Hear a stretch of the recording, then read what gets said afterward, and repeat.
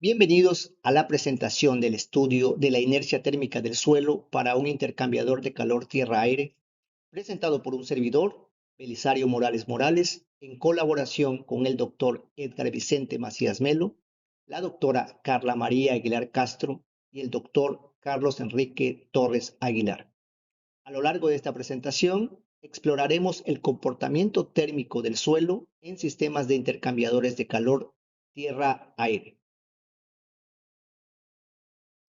El problema que abordamos se centra en los intercambiadores de calor tierra-aire que se utilizan para acondicionar térmicamente edificaciones, aprovechando la capacidad del suelo para almacenar y liberar calor. La eficacia de estos sistemas está estrechamente relacionada con la inercia térmica del suelo, es decir, la capacidad del suelo para retrasar cambios de temperatura. La pregunta central de nuestra investigación es: ¿qué sucede con la capacidad del suelo como sumidero o fuente térmica a diferentes profundidades y en largos periodos de uso?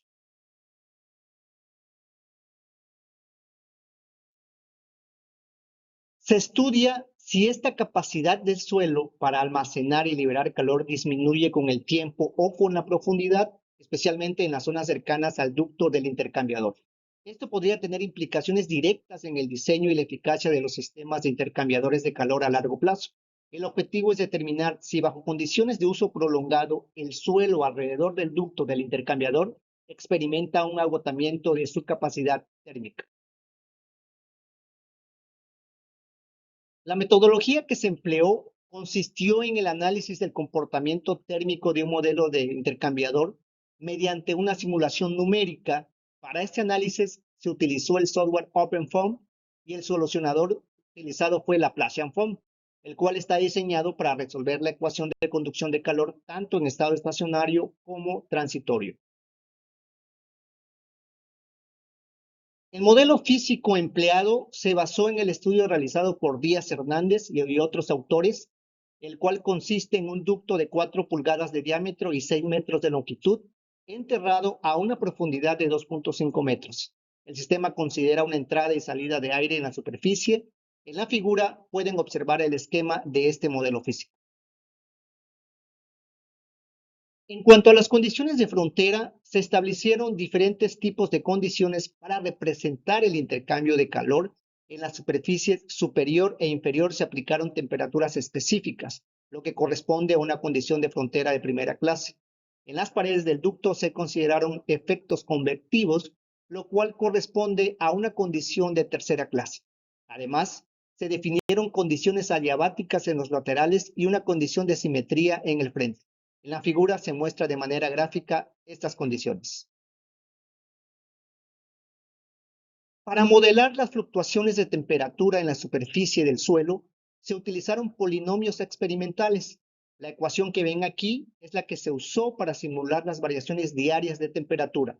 Los coeficientes fueron obtenidos a partir de datos experimentales y reflejan las fluctuaciones térmicas que ocurren en un ciclo diario, proporcionando así un marco más realista para esta simulación. El tipo de malla utilizado en la simulación fue un mallado no estructurado. Este tipo de malla fue optimizado con mayor densidad de elementos cerca del ducto, lo que mejora la precisión en esa región crítica. En total, la malla contiene más de 26.000 nodos y más de 129.000 volúmenes tetraédricos. La malla gruesa en las regiones alejadas del ducto permitió un balance adecuado entre precisión y tiempo de cálculo. En la figura se muestra el resultado final del mallado aplicado al modelo del intercambiador. Un aspecto clave en este análisis es el número de Prandtl, que mide la relación entre la difusividad térmica y la viscosidad cinemática del fluido, que en este caso es el aire, y para el cálculo se consideraron las propiedades del aire a una temperatura media de 28.24 grados Celsius. En este caso, el número de Prandtl resultante es menor que 1, lo que indica que el calor se difunde más rápidamente que el momento en el fluido. Ahora calculamos el número de Reynolds, que caracteriza el régimen de flujo en el intercambiador de calor. Un número de Reynolds mayor a 4000, como el que obtenemos en este análisis, indica un flujo turbulento. El número de Nusselt indica la relación entre la transferencia de calor por convección y conducción. En este caso, el valor obtenido sugiere que la convección es dominante sobre la conducción.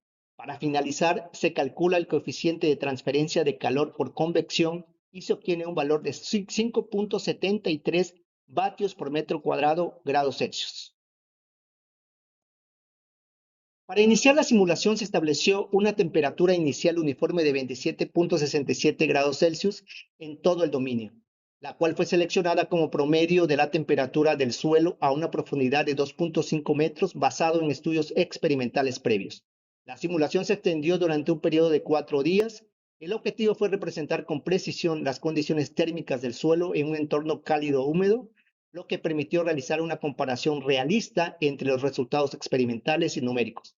Además, se realizaron mediciones periódicas para analizar cómo la evolución térmica tanto del suelo como del aire dentro del ducto. Los resultados obtenidos de la simulación fueron analizados utilizando ParaView, donde se observaron las variaciones térmicas en el sistema en intervalos de 6 horas.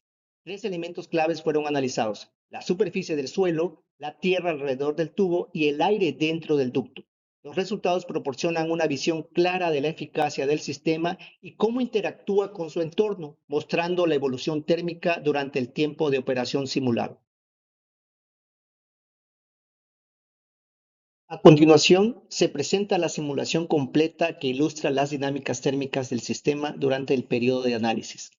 En esta simulación, observamos cómo evolucionaron las temperaturas en diferentes puntos: la superficie del suelo, la tierra alrededor del tubo y el aire que circula a través de él.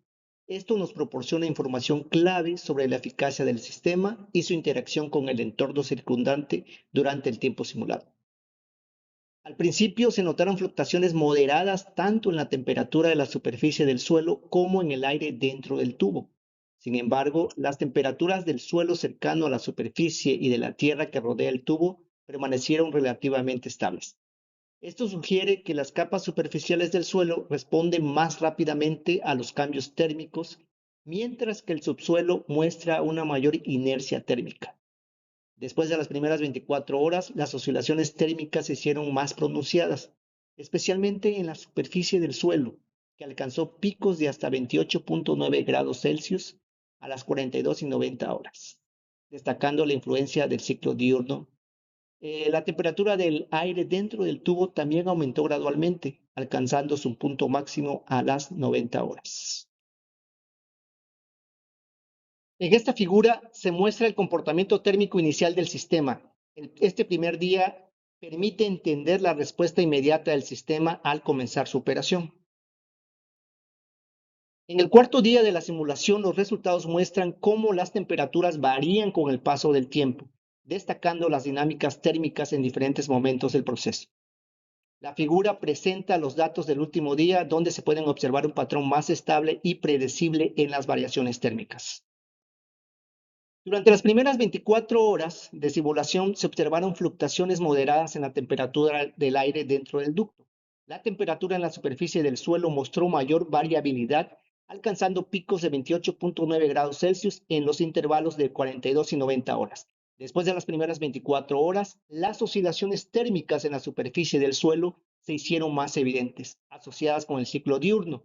La temperatura del aire en el ducto aumentó gradualmente, alcanzando su máximo también a las 90 horas. En contraste, la Tierra a 3 metros de profundidad mostró una notable estabilidad térmica, lo que demuestra su capacidad de mitigar fluctuaciones extremas y su papel como regulador térmico en el sistema. Conclusiones. El estudio reveló claramente la importancia de la inercia térmica del suelo, que permite a este actuar como un regulador de temperatura eficiente. Uno de los aspectos más relevantes fue que la Tierra alrededor del ducto mantuvo una estabilidad térmica constante, lo que contribuye al rendimiento del sistema, asegurando un intercambio de calor eficiente y continuo. Además, el intercambiador no mostró signos de agotamiento significativo en la capacidad del suelo como sumidero o fuente térmica, lo que sugiere que el suelo puede seguir funcionando de manera eficiente a lo largo de bastante tiempo. Las fluctuaciones térmicas en la superficie del suelo y el aire dentro del ducto están fuertemente asociadas con el ciclo diurno, lo que resalta la importancia de considerar estas variaciones diarias en el diseño y operación de los intercambiadores. La inercia térmica del suelo se confirma como un factor crucial para la estabilidad y eficacia del sistema. Además, los resultados proporcionan bases importantes para futuros estudios que busquen optimizar el diseño y la operación de los intercambiadores de calor en diferentes condiciones geográficas y climáticas. Con esto concluimos la presentación. Agradecemos su atención. Muchas gracias.